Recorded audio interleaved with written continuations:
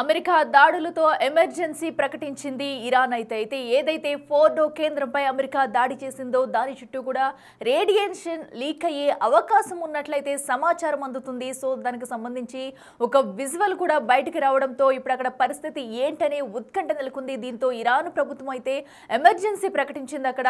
So ఏదైతే Fordow అతి శక్తివంతమైన అణు కేంద్రం అయితే దానిపైనే దాడి చేసింది అమెరికా. ఏదైతే B-2 స్టెల్త్ విమానాలతో బాంబులను వేసింది. దీంతో కూడా అది లోపల వరకు చొచ్చుకెళ్ళింది. ఆ బాంబులో ఫోర్డ్ మొత్తం ధ్వంసమైంది. అయితే ఈ నేపథ్యంలో అక్కడ ఆ ఏరియాలో కూడా అక్కడ ఆ అణుబాంబులు ఉన్న దాటికి రేడియేషన్ లీక్ అయ్యే అవకాశం అయితే ఉన్నట్టు సమాచారం అయితే అందుతుంది. ఒకవేళ రేడియేషన్ లీక్ అయితే కనుక అక్కడ చాలా ప్రమాదం సంభవించే అవకాశం ఉంది. దీంతో అయితే ఇరాన్ అయితే ముందుగానే అప్రమత్తమయ్యి అక్కడ ఎమర్జెన్సీ ప్రకటించింది. అయితే ప్రస్తుతం అక్కడ సిచ్యువేషన్ ఏంటనేది ఒక క్లారిటీకి అయితే ఇంకా రాలేదు. ఒకవేళ రేడియేషన్ ముప్పు ఉంటే ఆ ప్రాంతం అంతా ఇంకా చిక్కుల్లో పడినట్టే అర్థం చేసుకోవాలి మనం. సో ఎందుకంటే B-2 స్టెల్త్ విమానాలు చాలా శక్తివంతమైనవి. అయితే అలాంటి విమానాలతో B-2 స్టెల్త్ విమానాలతో బాంబులను అయితే వేసింది. సో ఆ బాంబులు అయితే ఫోర్డో కేంద్రం లోపల వరకు కూడా వెళ్ళి సుమారుగా కూడా 60 అడుగుల లోపల వరకు కూడా వెళ్ళి పేల్చే శక్తి అయితే వాడుకుంది. సో అయితే ఈ నేపథ్యంలో ఇప్పుడు అక్కడ ఆ ఫోర్డో కేంద్రం చుట్టూ అసలు ఏం జరుగుతుంది, ఒకవేళ రేడియేషన్ లీక్ అవుతుందా, నిజంగా రేడియేషన్ లీక్ అయితే ఇది ఇరాన్పై ఇంకా ఎంత ప్రభావం చూపించే అవకాశం ఉంటుంది అనేది కూడా ప్రస్తుతం అయితే ఉత్కంఠంగా మారింది. సో దానికి తగ్గట్టుగానే ముందుగానే ఇరాన్ అయితే అలర్ట్ అయ్యి అక్కడ ఎమర్జెన్సీ అయితే ప్రకటించింది. మరి దీనికి సంబంధించి జాగ్రత్తలు కూడా తీసుకునే అవకాశం కనిపిస్తుంది. అయితే ఇరాన్లోని కీలకమైన అణుస్థావరం ఫోర్డో సైట్ అని చెప్పుకోవాలి. సో అలాంటి ఫోర్డో సైట్నే అణుబాంబులతో లేపేసింది అమెరికా. సో అయితే B-2 స్టెల్త్ విమానాలతో బాంబులు వేసి ఆ ఫోర్డో అణు కేంద్రం మొత్తాన్ని కూడా ధ్వంసం చేసింది. అయితే 3 సంస్థలను ధ్వంసం చేసింది. 3 వాటిల్లో కూడా ఈ ఫోర్డో సైట్ అనేది చాలా కీలకమైంది, అతి పెద్దదని చెప్పుకోవాలి. అయితే దీనిలో కూడా ఇరాన్ అణుబాంబులు తయారు చేస్తుంది. అణుబాంబులు తయారు చేసేందుకు కూడా రెడీ అవుతుంది. దానికోసమే అటు ఇజ్రాయెల్ ఇటు అమెరికా కలిపి ఇలాంటి నిర్ణయం తీసుకుని వాటిని పేల్చేసే కార్యక్రమం చేపట్టిందని చెప్పుకోవాలి. ఎందుకంటే అత్యంత శక్తివంతమైన ఇరాన్లోని ఖోమ్కైతే 40 కిలోమీటర్ల దూరంలో ఈ ఫోర్డో కేంద్రం ఉంది. చుట్టూ కూడా సుదూర కొండ ప్రాంతం ఉంటుందన్నమాట. సో కొండ కింద 290 అడుగుల లోతునైతే అణు కేంద్రం ఉంటుంది. అయితే అక్కడ ఈ అణుబాంబులు తయారు చేస్తుంది ఇరాన్ అయితే ఏదైతే అటు అణుబాంబు తయారీకి అవసరమైన సెట్రీ కానివ్వండి, ఫ్యూజులు కానివ్వండి 2700 ఉన్నట్లు కూడా గుర్తించారు. సో ఇవన్నీ కూడా కీలక సమాచారం రాబట్టిన తర్వాతే ఈ దాడికి పాల్పడినట్లు కూడా అమెరికా చెప్తుంది. అయితే అక్కడ ఫ్యూజులు కూడా ఇప్పటివరకు 2700 ఉన్నట్లయితే గుర్తించింది. అయితే ఇక్కడే ఏదైతే ఆ కొండ కింద ప్రాంతంలో యురేనియాన్ని 60% వరకు శుద్ధి చేయాల్సి ఉంటుంది. కానీ 90% వరకు కూడా శుద్ధి చేసి అణుబాంబు తయారు చేస్తున్నట్లు అనుమానాలు అయితే ఉన్నాయి. ఇరాన్ ఏదైతే సో ఇదంతా కూడా 90% వరకు యురేనియాన్ని శుద్ధి చేసి అణుబాంబులు తయారు చేస్తుంది. అందుకనే దీనికి సంబంధించి అనుమానాలు ఉన్నాయి. అందుకోసం ఇలాంటి నిర్ణయం తీసుకున్నామంటూ అటు ఇజ్రాయెల్ అయితే చెప్పుకుంటూ వస్తుంది. సో దీనికోసమే అటు అమెరికాతో కలిపి పక్కా ప్లాన్ ప్రకారమే సో ఆ ఫోర్డ్పై దాడి చేసినట్లు కూడా ప్రకటించారు. అయితే ఇప్పటికే అమెరికా ఇజ్రాయెల్ దాడి చేశాయంటూ కూడా సమాచారం అయితే వస్తుంది. అయితే మనం చూసుకుంటే అటు యురేనియం అయితే కేవలం 60% వరకే శుద్ధి చేయాలి. కానీ ఇరాన్ మాత్రం దానికి విరుద్ధంగా 90% శుద్ధి చేసి అణుబాంబులను తయారు చేస్తుంది. సో దీనికోసమే ఇదంతా చట్ట విరుద్ధం అంటూ కూడా ఇజ్రాయెల్ అమెరికా కలిసి ఈ ఘటనకు పాల్పడినట్లు కూడా చెప్తున్నారు. అయితే ఇప్పుడు ఆ ప్రాంతంలో సిచ్యువేషన్ ఏంటనేది కూడా ఉత్కంఠంగా మారింది. మనం టీవీ స్క్రీన్ మీద చూడొచ్చు. ఒక పక్కన పింక్ కలర్ ఇమేజ్ ఏదైతే ఉందో సో మనకు కనిపిస్తుంది అటు మ్యాప్లో మొత్తం కూడా. సో ఒకవేళ రేడియేషన్ లీక్ అయ్యే ఛాన్స్ ఉందంటూ కూడా కొన్ని అనుమానాలు అయితే వ్యక్తమవుతున్నాయి. ఒకవేళ రేడియేషన్ లీక్ అయితే అక్కడ ప్రస్తుత పరిస్థితి ఏంటి, ఇరాన్ ఎలాంటి జాగ్రత్తలు తీసుకుంటుంది, దానికి తగ్గట్టుగానే ఎమర్జెన్సీని అయితే ప్రకటించింది. మనం చూడొచ్చు ఒక బాక్స్లో అటు ఆ చుట్టూ కొండపక్కల చుట్టూ ప్రాంతం మనం చూస్తున్నాము. మరో బాక్స్లో కూడా మనం ఇంకొక ఇమేజ్ను కూడా చూడొచ్చు. అణు కేంద్రం ఏదైతే ఉందో అక్కడ లోపల సంబంధించిన ఇమేజ్ కూడా మనం చూస్తున్నాము. ఒకవేళ రేడియేషన్ లీక్ అయితే అక్కడ పరిస్థితి ఇంకా దారుణంగా ఉండే ఛాన్స్ అయితే కనిపిస్తుంది. సో ప్రస్తుతం ఇరాన్ ఏం చేయబోతుంది అనేది కూడా చూడాలి. ఇక మరింత సమాచారం అందించేందుకు మా ప్రతినిధి ఢిల్లీ నుంచి శివ అందుబాటులో ఉన్నారు. శివ చెప్పండి, మనం చూస్తున్నాము ప్రస్తుతం అయితే ఇరాన్ పరిస్థితి ఏంటి? ఎందుకంటే అటు బాంబు ఫోర్ట్పై బాంబు పేల్చడంతో కూడా అక్కడ రేడియేషన్ లీక్ అయ్యే అవకాశం ఉందంటూ కూడా పలు అనుమానాలు అయితే వ్యక్తమవుతున్నాయి. ప్రస్తుతం అక్కడ సిచ్యువేషన్ ఏంటి? ఇరాన్ ప్రభుత్వం ఎలాంటి నిర్ణయాలు తీసుకునే అవకాశం ఉందనుకోవచ్చు?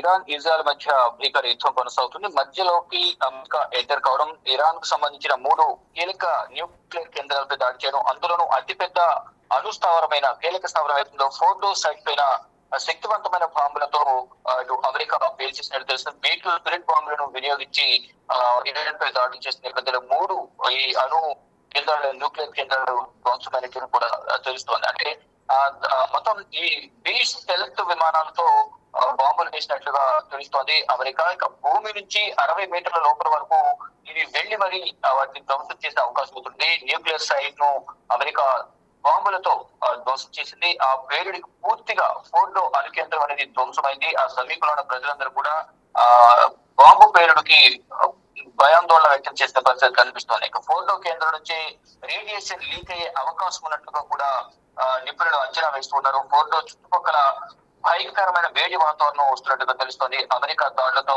అక్కడ ఇరాన్ ఎమర్జెన్సీ ప్రకటించినట్టుగా కూడా తెలుస్తోంది. ఇక ఇరాన్ లోని కోంకు 40 కిలోమీటర్ల దూరంలోని ఈ ఫోర్ట్ కేంద్రం ఉంటుంది. ఆ పరిసర ప్రాంతాల్లో జనావాసం నివసిస్తూ ఉంటారు ప్రజలు. మొత్తం ఫోర్ట్ అణు న్యూక్లియర్ కేంద్రంపై అమెరికా దాడులు చేసిన నేపథ్యంలో పెద్ద భయంకరమైన శబ్దాలతో అక్కడ అణు కేంద్రంపై దాడి జరగడం, అది పేలిపోవడంతో అక్కడ ప్రజలందరూ కూడా తీవ్ర ఆందోళన వ్యక్తం చేస్తున్నారు. ఏం జరుగుతుందో తెలియక వారందరూ కూడా తీవ్రమైన భయాందోళనతో వారు కాలం వెళ్లదీస్తున్న పరిస్థితి కనిపిస్తుంది.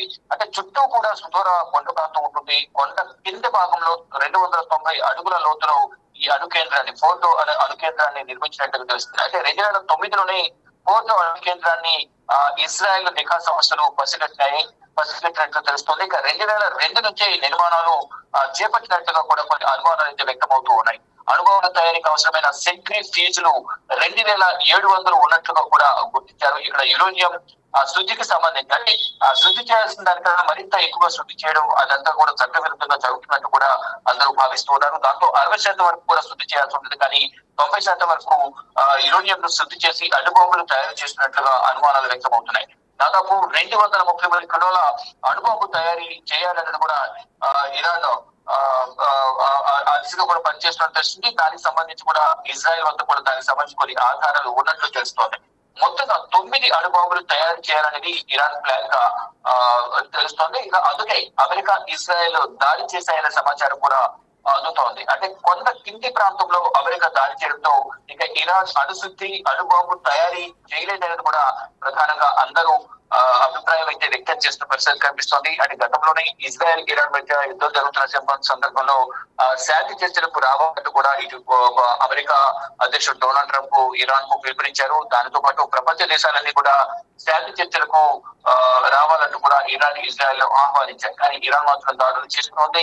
ఇక ఆత్మరక్షణలో భాగంగా మమ్మల్ని మేము రక్షించుకోవడానికి సైనిక రక్షణలో భాగంగా మేము ప్రతిదాడి చేయాల్సి వస్తుందనేది కూడా ఇజ్రాయెల్ ప్రధాని బెంజమిన్ నెతన్యాహు కూడా ప్రకటన విడుదల చేశారు. కానీ ఇప్పుడు దాడులు ప్రతిదాడులు విమర్శలతో ఇక్కడ భీకర యుద్ధం కొనసాగుతుంది. ఒకవైపు ఖమేనీ ఎక్కడున్నారో తెలియనట్టు కూడా ఆయన బంకర్లో దాక్కున్నారంటూ కొంతమంది చనిపోయారంటూ కూడా ప్రచారం చేస్తున్నారు. ఆయన బంకర్లో నుంచి వీడియో సందేశాలు పంపించారు. అయతుల్లా ఖమేనీ హతమార్చడమే మా ప్రధాన ఉద్దేశం అంటూ కూడా బెంజమిన్ నెతన్యాహు కూడా శపథం చేశారు. ఇటు అమెరికా అధ్యక్షుడు కూడా డొనాల్డ్ ట్రంప్ కూడా బేషరతుగా లొంగిపోవాలి, యుద్ధాన్ని ఆపాలి, శాంతి చర్చలకు రావాలంటూ కూడా అమెరికా అధ్యక్షుడు డొనాల్డ్ ట్రంప్ కూడా వ్యాఖ్యలు చేశారు. కానీ ఖమేనీ ఎక్కడున్నారో మాకు తెలుసు, కానీ మేము ఆమెను చంపాలని అనుకోవడం కూడా అమెరికా అధ్యక్షుడు డొనాల్డ్ ట్రంప్ వ్యాఖ్యలు చేశారు. వ్యాఖ్యలు చేసిన కొన్ని రోజులకు ఇటు ఇరాన్ సంబంధించిన 3 కీలక అణుస్థావరాలపై న్యూక్లియర్ కేంద్రాలపై దాడి జరిగింది. అఖిల శివ, అయితే ఇప్పుడు ఈ అణుబాంబుల తయారు వెనుక ఇరాన్ ఒక కుట్ర కోణంలో భాగంగానే ఇవి తయారు చేస్తుంది అనుకోవచ్చా? అండ్ అలాగే రేడియేషన్ లీకేజీకి సంబంధించి ఇరాన్ ఏమైనా ఇప్పుడు అధికారికంగా ప్రకటన చేసే అవకాశం ఉంటుంది అనుకోవచ్చా? ఇప్పటికే దీనికి సంబంధించి రేడియేషన్ అనేది లీక్ అవుతుంది అనేది కూడా కొంత ప్రచారం అయితే జరుగుతుంది. దాని ద్వారా చుట్టుపక్కల ప్రజలందరూ కూడా తీవ్ర ఇబ్బందులు ఎదుర్కొంటున్నట్లుగా కూడా తెలుస్తుంది. అయితే ఇప్పుడు అమెరికా ఇజ్రాయెల్ కు మద్దతు తెలపడంతో ఫర్దర్ గా ఇరాన్ ఏం చేయబోతుంది, ఇరాన్ కి ఎవరు సపోర్ట్ చేస్తారు? ఇప్పుడు అమెరికా ఇజ్రాయెల్ కు సపోర్ట్ చేస్తూ ఇటీవల జరిగిన G7 సమిట్ లో కూడా అందరూ కూడా ఇజ్రాయెల్ పక్షాన ఉంటున్నారు. మరి ఇప్పుడు ఇరాన్ కు చైనా, రష్యా, నార్త్ కొరియా ఈ 3 దేశాలు సపోర్ట్ చేస్తాయా లేదనే దానిపై మాత్రం ఉత్కంఠ కొనసాగుతుంది. ఫర్దర్ గా ఏం జరగబోతోంది అనేది కూడా అందరూ ఉత్కంఠగా ఎదురు చూస్తున్నారు. కానీ ఈ దాడులు ప్రతి దాడులు అనేది కొనసాగుతూనే ఉన్నాయి. దీంతో సామాన్య పౌరులు కూడా భారీగా ప్రాణాలు కోల్పోతూ ఉన్నారు. ఇతర దేశాలకు సంబంధించిన భారతీయులు కానీ ఇతర దేశాలకు సంబంధించిన పౌరులు, అక్కడ విద్యార్థులందరూ కూడా స్వదేశాలకు తిరిగి రావాలంటూ దిశాధినేతలు ఆదేశాలు జారీ చేసినందుకు ఇప్పటికీ అందరూ కూడా ఇరాన్ ఉన్న ఇతర దేశస్తులందరూ కూడా ఖాళీ చేసి వెళ్ళిపోయారు. వెళ్ళిపోయిన తర్వాత ఈ న్యూక్లియర్ బాంబు దాడులు జరిగాయి. అంటే న్యూక్లియర్ కేంద్రాలపై ఇటు అమెరికా దాడులు చేసినట్టు తెలుస్తుంది. దాని ద్వారా అతిపెద్ద ఫోర్ట్ అణు కేంద్రం ఏదైతుందో న్యూక్లియర్ కేంద్రం ధ్వంసమైంది. మరో ఇతర 2 కేంద్రాలు అణు కేంద్రాలు కూడా న్యూక్లియర్ కేంద్రాలు కూడా ధ్వంసమైంది. దీని ద్వారా ఇరాన్ కు భారీగా నష్టమే వాటిల్లింది అనేది ప్రధానంగా అర్థమవుతుంది. ఇక ఇరాన్ అణుశుద్ధి అణుబొమ్మల తయారీ చేయలేదు అనేది కూడా ఒక అభిప్రాయం అయితే వ్యక్తమవుతుంది. ఫర్దర్ గా ఎటువంటి నిర్ణయాలు తీసుకుంటుంది ఇరాన్ కానీ, Iran supreme leader Ayatollah Khamenei కానీ, అంటే Ayatollah Khamenei president under ground లో దాక్కునే కొద్దిగా ఆయన వారసులకు కొంతమంది పేర్లు కూడా తెర మీదకి వస్తారు. 3 పేర్లు తెర మీద తీసుకొచ్చారు. వారిలో ఎవరిని ఫర్దర్ గా ఇరాన్ సుప్రీం లీడర్ గా ఎన్నుకుంటారు అనేది కూడా వేచి చూడాల్సి ఉంది. కానీ ప్రెసిడెంట్ అయతుల్లా ఖమేనీ మాత్రం ఆ బంకర్ లో దాక్కున్నారు అనేది కూడా ప్రచారం జరుగుతుంది. ఆయన వారసుల పేర్లు కూడా తెర మీదకి వస్తున్న పరిస్థితి కనిపిస్తోంది. కానీ ప్రజెంట్ సిచ్యువేషన్ చూసుకుంటే అమెరికా ఎంటర్ కావడంతో ఇరాన్ సిచ్యువేషన్ ఏంటి అనేది కూడా కొంత ప్రశ్నార్థకంగా కూడా మారింది. మరిన్ని దాడులు చేస్తే ఇరాన్ ఏం చేయబోతుంది, ఇరాన్ పరిస్థితి ఏంటి, ఇరాన్ పరిస్థితి ఏ విధంగా ఉండబోతుంది, ఇరాన్ ఎవరు సపోర్ట్ చేస్తారు అనే దానికి మాత్రం ఇంకా ఉత్కంఠ అయితే కొనసాగుతోంది. అంటే right Shiva, thank you. So ఏదైతే అటు ప్రస్తుతం అయితే ఇరాన్కి ఇది మరొక భారీ షాక్ అని చెప్పాలి. ఎందుకంటే అటు ఫోర్డో కేంద్రం చుట్టూ రేడియేషన్ లీకేజ్ అవుతుందని అనుమానాలు అయితే వ్యక్తమవుతున్నాయి. మరి దీంతో ఇప్పటికీ ఇరాన్ ప్రభుత్వం అయితే అలర్ట్ అయింది. చుట్టుపక్కల కూడా ఎమర్జెన్సీ ప్రకటించింది. ఎందుకంటే ఏదైతే అణుబాంబు అటు దాడి జరిగిన ప్రాంతం నుంచి అయితే భయంకరమైన వేడి రావడమే ఇందుకు నిదర్శనంగా కనిపిస్తుంది. అయితే ఇన్ కేస్ ఒకవేళ రేడియేషన్ లీక్ అయితే ఇది చాలా ప్రమాదం జరిగే అవకాశం కనిపిస్తుంది. అయితే రేడియేషన్కి సంబంధించి ముందుగానే ఇరాన్ ప్రభుత్వం అయితే అలర్ట్ అవుతూ అక్కడ ఎమర్జెన్సీ ప్రకటించింది. సో ఏదైతే అటు B-2 స్టెల్త్ విమానాలతో అటు బాంబులతో దాడి చేసింది అమెరికా. అనంతరం కూడా అవి సుమారుగా ఆ భూమి లోపల వరకు 60 మీటర్ల లోపల వరకు కూడా వెళ్ళి సో భయంకరమైన పేలుడు సంభవించింది అక్కడ. దీంతో చుట్టుపక్కల కూడా ఈ రేడియేషన్ వెలువడే అవకాశాలు అయితే ఉన్నాయి అక్కడ. మరి ఇప్పుడు ఇరాన్ ఎలాంటి నిర్ణయాలు తీసుకోబోతుంది, ఒకవేళ రేడియేషన్ లీక్ అయితే కనుక ఎలాంటి జాగ్రత్తలు తీసుకుంటుంది? ఇప్పటికే అటు ఇజ్రాయిల్ ఇరాన్ యుద్ధం మధ్యలో కూడా ఇప్పటికే ఇరాన్ ప్రజలంతా కూడా భయభ్రాంతులకు గురవుతున్నారు. అయితే దీనికి తోడు అటు అమెరికా కూడా ఇప్పుడు ఈ దాడులకి తెగపడటం, ఇప్పుడు అమెరికా మద్దతు కూడా ఇజ్రాయెల్కి లభించినట్టయింది. ప్రస్తుతం ఇరాన్ పరిస్థితి ఏంటి? కేవలం షరతులకు ఒప్పుకొని అమెరికా చెప్పినట్టు లొంగిపోతుందా, లేదంటే శాంతి చర్చలకు వెళ్తుందా అనేది కూడా వేచి చూడాలి.